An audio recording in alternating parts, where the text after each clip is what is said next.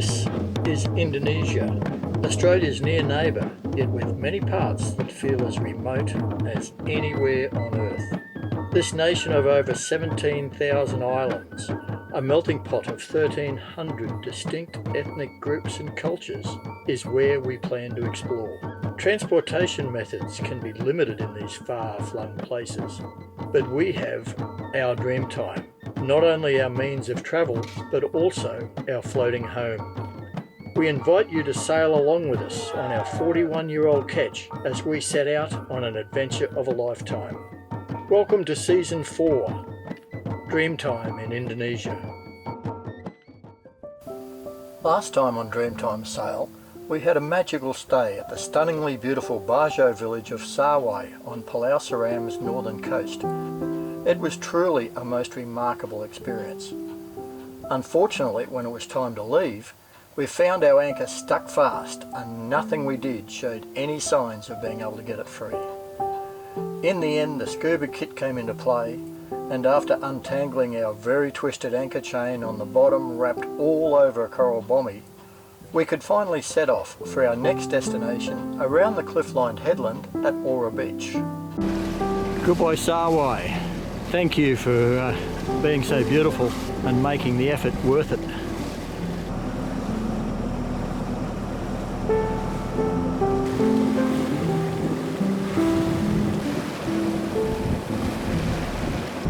These squid platforms are amazing. They drop the nets down deep into the water, put all the lights on, the squid get attracted, then they just raise the nets. There's no lights or anything on this one at the moment, so I believe what they do is like do an area, do an area, do an area, and then move on.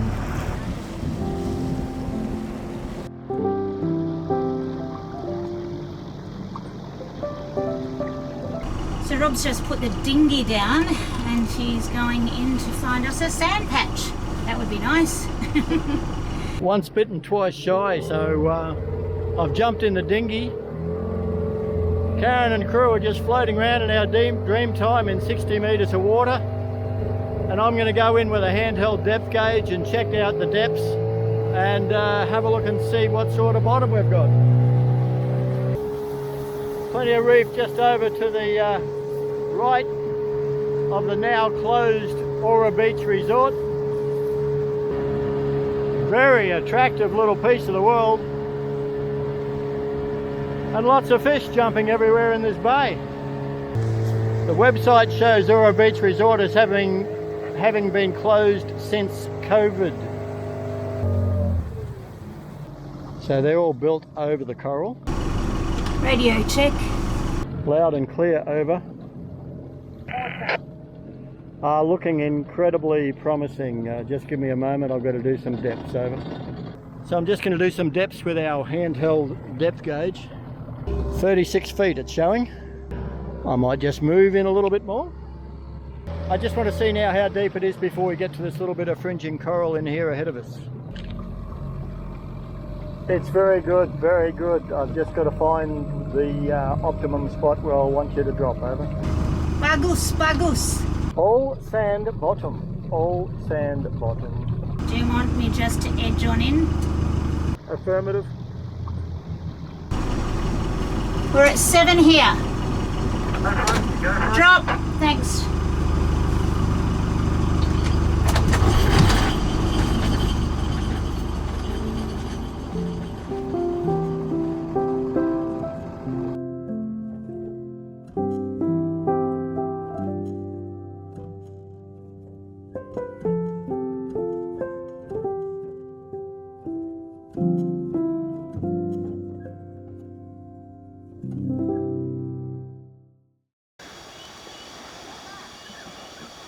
An ideal anchorage, just perfect.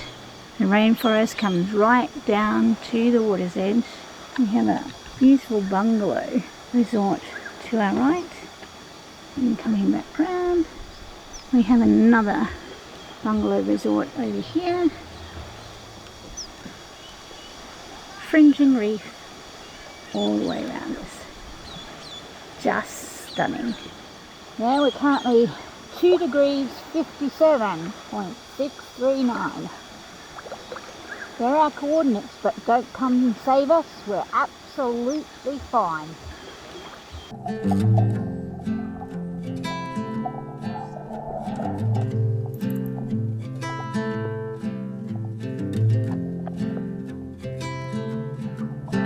Breathe in, breathe out. Hey, come alive. Breathe in, breathe out. Look at the colors, colors, colors. Round.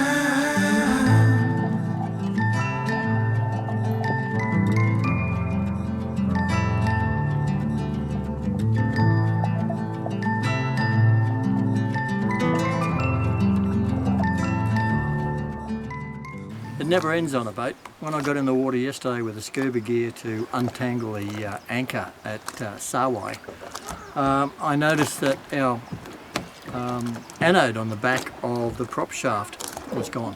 There's just one bolt there and the anode's gone. It's obviously vibrated, the bolt's loose or whatever. We put a new one on in Townsville when we were slipped. That was back in April. There is another anode on our rudder shaft and it's perfect, so it hasn't had anything eating it, so we don't expect that there's been any electrolysis anywhere we've been. I think we've only been in one marina since then. So we've got a spare. We bought a hooker air system, dive system before this trip. We've never used it, so here's the opportunity. Save me trying to gulp air, get down there, do 6 bolts up, etc, etc. So we're going to give it a try out. There's not enough air left in the dive bottle, so this is the perfect opportunity to give it a shot.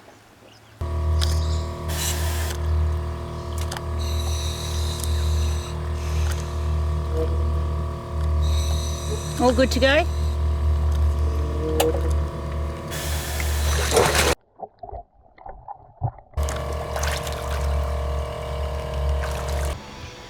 Waking up to this beautiful paradise every morning is no hardship. These were the adventures that Rob and I have been looking for. We wanted to see the unspoilt Indonesia, and we have been able to discover it all the way so far. Ora Beach is spectacular. The other beautiful thing about this area is there's no rubbish. The people here keep the beach and everything very, very clean. They're very proud of what they have here, and so they should be. It is gorgeous. Here at Ora Beach, we just can't seem to tear ourselves away from this beautiful paradise. But eventually we'll have to.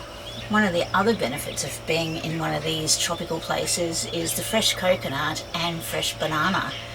And we went to a little resto and they gave us a bunch of bananas. Just beautiful. They only charged us $2.50 for our meal each. And then we also get a big hand of bananas as well. The people are beautiful.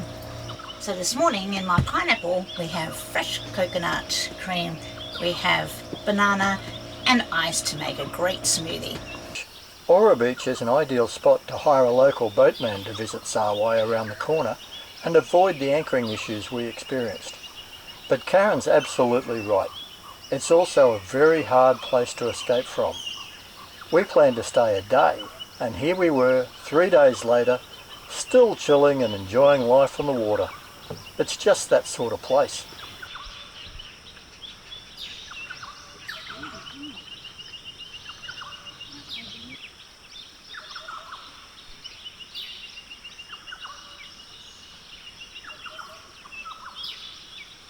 Rob's just getting the barbie ready for our pizza lunch today, and we're trying to get it in before our tropical rain that we get each day.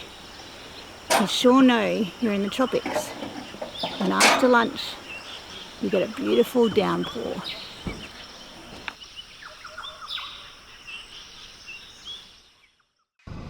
Well, good morning everyone, and yes, it is morning even though it's a little dark out there. The sun is about to rise on our eastern side, it's easterly that way, and we are heading west today. We are leaving one of those beautiful anchorages that we have had in Indonesia. It is simply stunning, this little anchorage on Ora Beach. All hard work's gonna be worth it. Ooh. Busy morning in our galley this morning. We have already made dinner for tonight, a chicken stew, and now we're kneading bread for lunch. Nice white crusty loaf.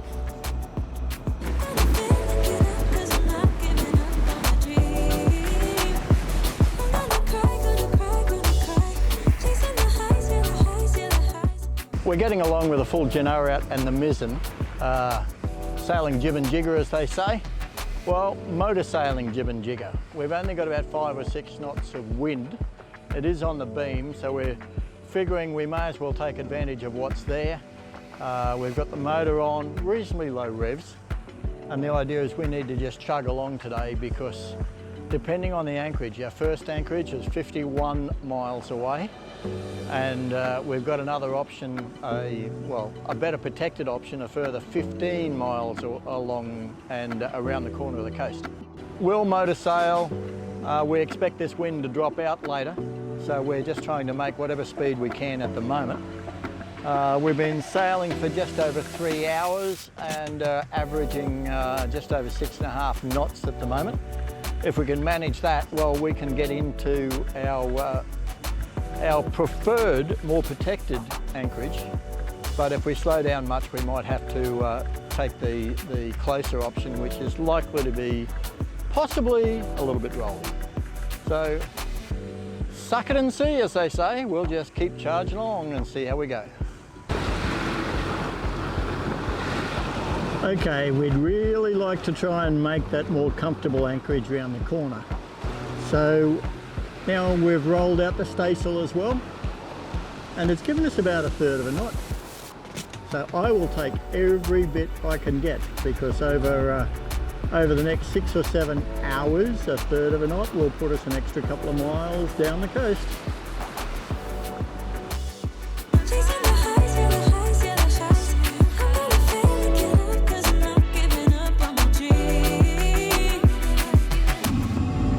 In the bay in there is the village that we'd planned to anchor off. That was plan A.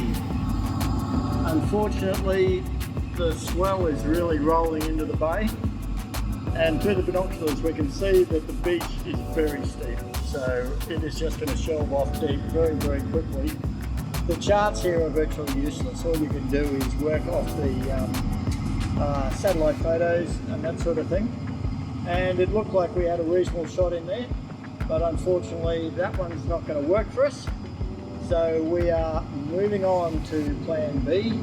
So we've got an extra 21 miles to do. So we're going to be pushing the daylight a little. We should get in just before sunset.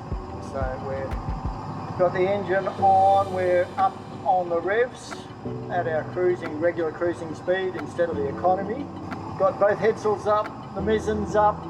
The wind is all of 5 knots, so it's giving us a little bit. All we can do is push on and try and get the anchor down before sunset.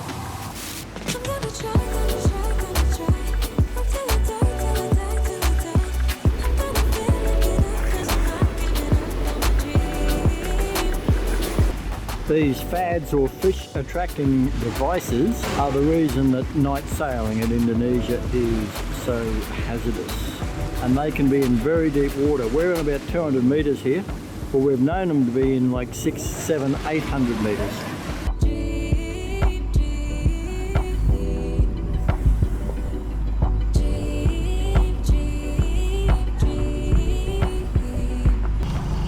Hey, what's that depth here? 17.5. I'm just holding it here.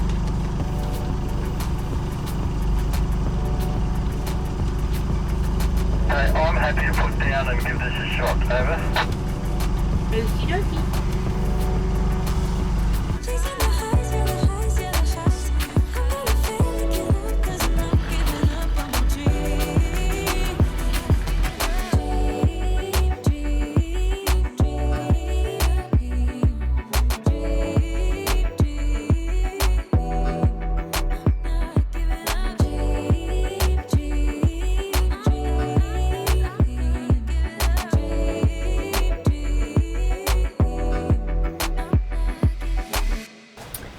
So they say there's a first time for everything, and it's certainly our first time of doing this.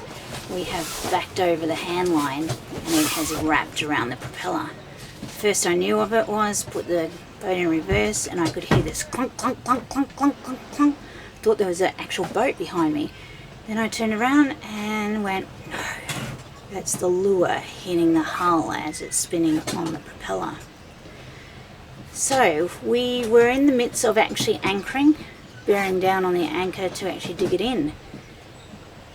We both feel as if 99% that we're actually in, so we've snubbered and Rob's now going down with Linda Lovelace, our hooker, to actually see what we can do with this, because we can't have a disabled boat overnight. If we need to move for any reason, she needs to be working, and working 100%. So he's about to go in. So Rob is down getting the line off the propeller, and while he does, we get to stand here and admire this gorgeous little fishing village. Fishermen seem to have all come in and they're offloading big eskies to a van over there, a flat top van. So maybe they were better than us. They caught fish and we didn't. And the sun goes down on another beautiful day in Indo. I think we've just beaten the sunset. Yep, one dead fishing line. We got the lure back, not that it's done much up here. So there was about 20 metres of this and about 5 metres of that, all wrapped around the prop and prop shaft. But it's all gone now, so we found another way to screw up, but that's lessons learned, and we won't be doing that again. You know why? Because we're out of fishing line. But job done, we're here, 70 something miles, we beat the sunset.